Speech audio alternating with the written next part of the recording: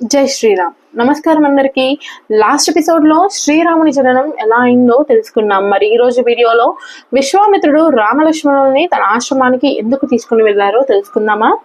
విశ్వామిత్ర మహర్షి యజ్ఞం చేద్దామని మొదలు పెడుతున్న సమయంలో తాటక, మారి, చూచు అనే రాక్షసులు ఆ యజ్ఞాన్ని నాశనం చేయడానికి చూస్తున్నాయి.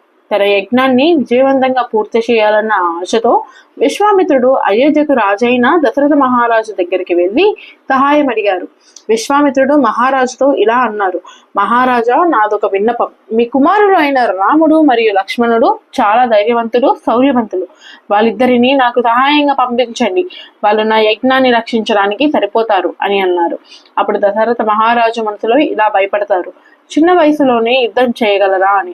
మహారాజు ముందు వెనక అడుగు వేసిన వశిష్ఠ మహర్షుల ప్రోత్సాహంతో రామలక్ష్మణుల్ని విశ్వామిత్రుడితో పంపించారు. ఇది శ్రీరాముని జీవనంలో ధర్మయుద్ధంలో మొదటి అడుగు.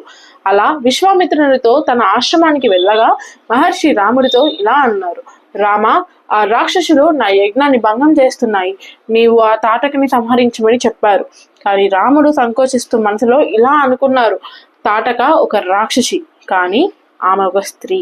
మన ధర్మంలో ఆడదాన్ని సంహరించడం వ్యతిరేకం, కానీ గురువు ఆజ్ఞాపించారు అని ఆలోచిస్తారు. మరి గురువు చెప్పినందుకు తాటక వధను సంహరిస్తారా, లేదా ధర్మానికి వ్యతిరేకంగా వెళ్ళకూడదని ఆగిపోతారా? అది రేపటి ఎపిసోడ్ లో తెలుసుకుందాం. Until then, stay tuned. Please do follow, like, comment, share and subscribe. Jai Shri Ram.